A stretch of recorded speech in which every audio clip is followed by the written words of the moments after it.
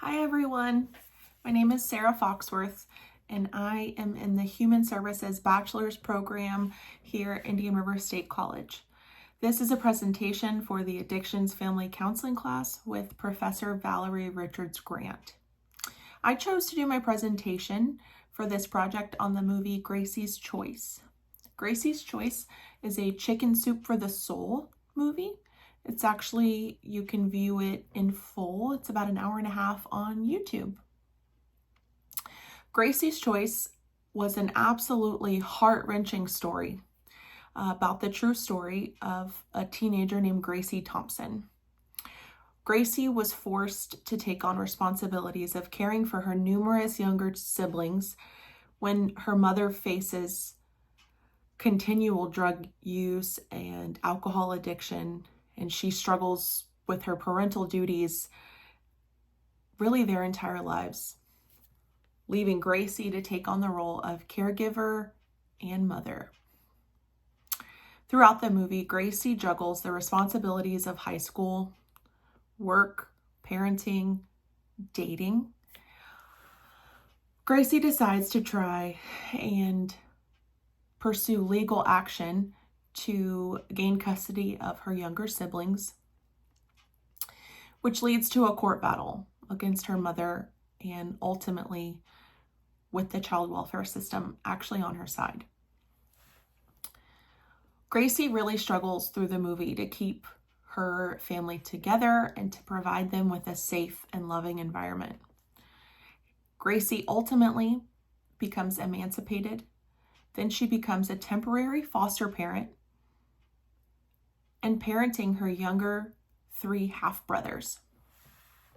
This movie was an emotional roller coaster, and Gracie ultimately has to make a choice. She can either go to college and marry her high school sweetheart on a full scholarship, or she can adopt her younger brothers and become their legal mother and caregiver. Gracie's Choice is a touching movie that explores family and sacrifice and determination from Gracie. It really shows the importance of a family bond. Now, there were a lot of roles in this movie. However, just a few. There was the mother, Gracie's mother. Her name is Rowena, and Rowena presents a serious alcohol and drug addiction. She is also addicted to men. Here, Rowena brings home men, maybe at least 5 or 6 through the movie. And she's constantly introducing them to her children. And there's also the grandmother, Lou. She, as the book describes, is the chief enabler. Grandma Lou is always taking the drug addict daughter in over and over and over and enabling her to continue in this cycle of addiction. The grandmother, Lou, also gives the mother the money that's coming from the state in order to care for the children. She takes it from the children and she gives it to the daughter, Rowena. So full enabler right there. Grandma Lou is also the hyper codependent that just tries to keep everyone happy, and she has a big facade. Gracie presents herself, as described in the book, as the family hero. Gracie is the eldest child, and she has literally been the hero to these younger siblings, providing for them and caring for them through their entire lives. She also takes on the role of mother and caregiver, protector of all 3 of her younger siblings. Gracie's mother, Rowena, is portrayed as neglectful and an irresponsible parent who struggles with drug addiction. The movie also introduces some social workers and some school workers from Child Protective Services who play a role in really assessing the family situation. They try to help with the children's well-being later on in the movie. Ultimately, they were helped significantly with the legal proceedings. This movie really showed how each family member's actions and responsibilities contribute to the overall family structure and well-being. Some of the theories that may be helpful in approaching this family include the sociocultural theory. Since the sociocultural theory is centered on how culture can affect addictive tendencies, we can see that in the movie, the birth mother, Rowena, was raised in a strict religious home by the grandmother, Lou. The grandmother's always bringing up, oh, if you would get back to church, oh, if you would get your life together. They promoted total abstinence. So we can see that Rowena is constantly in that battle. The birth mother, Rowena, is also bringing home these big, rough and tough biker type men. That also promotes the drinking and the partying lifestyle of that culture. We see in the movie that Gracie's younger sister, Rose, who's really only in the movie for about half of it, but she starts to follow down the footsteps of their birth mother, Rowena. She too, the sister Rose, she got herself a rough and tough boyfriend, and she got pregnant.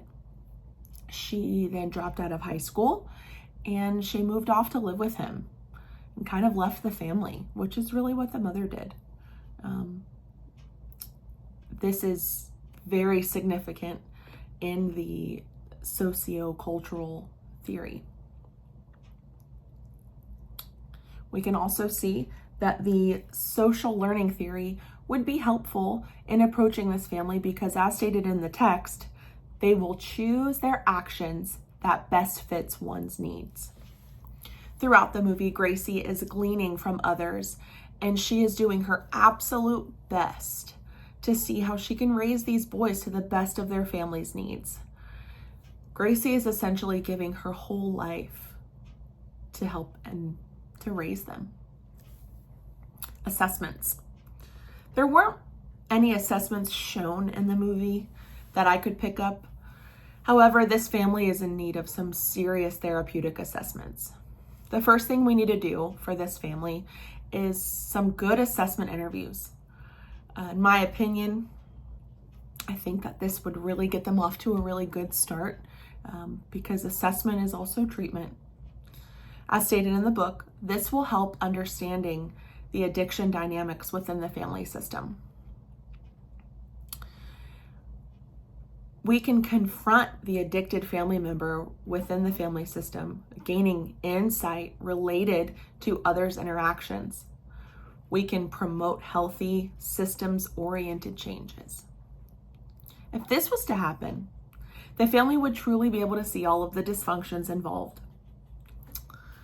And the biological mother, Rowena, would then be able to be confronted with her addiction before she lost her children.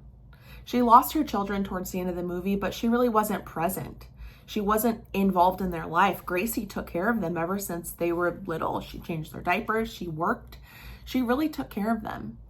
And Rowena was never really confronted with it. She just kind of got away with it because the grandmother enabled her to keep going.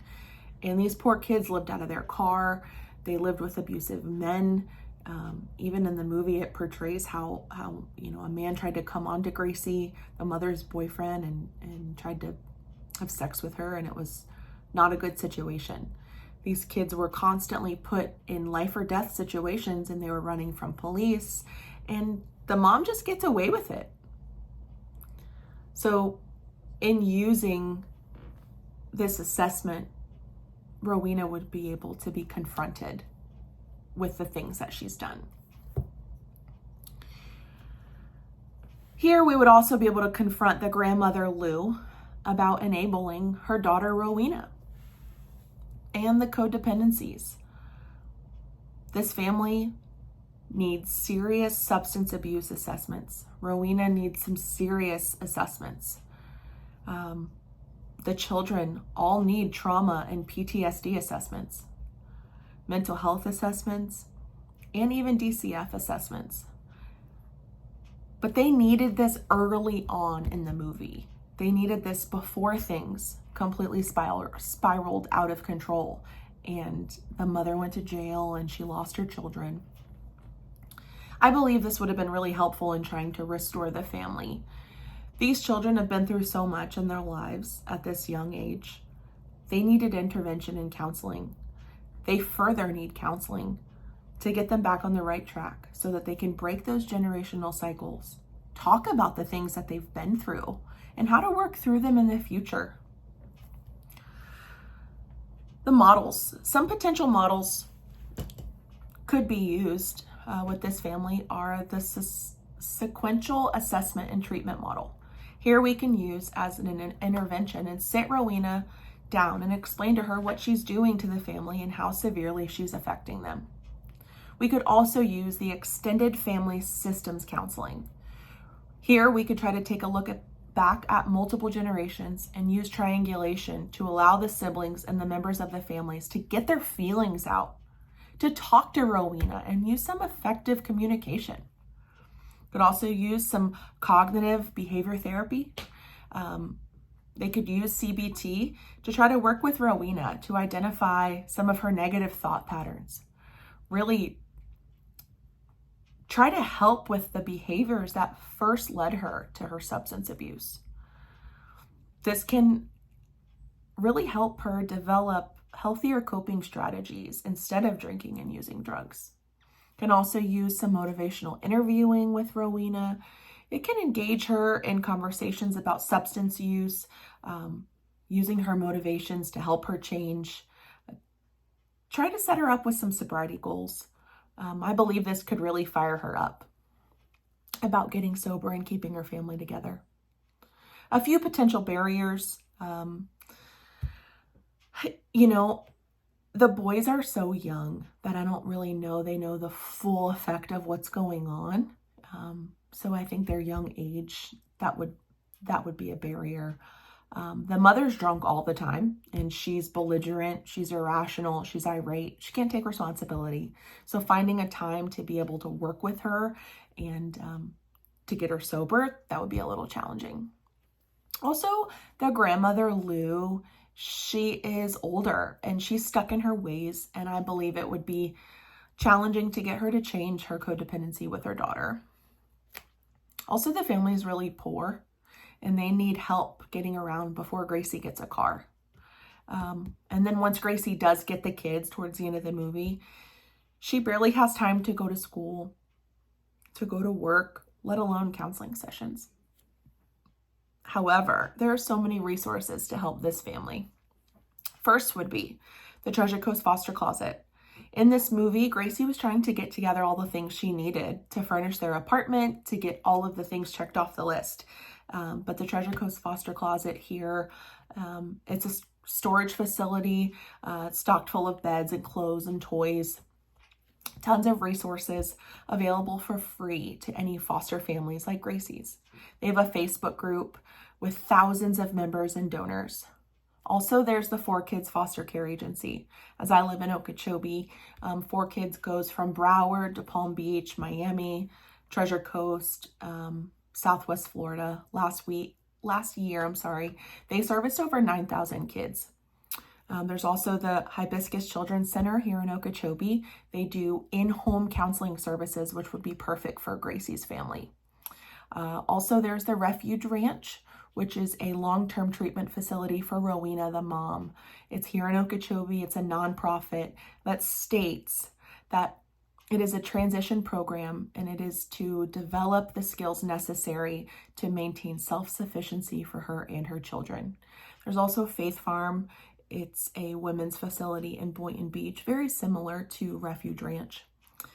After Rowena gets clean, she's going to need to go to meetings. She's going to need to go to Celebrate Recovery and get some healthy friends in a supportive community. So thank you guys so much.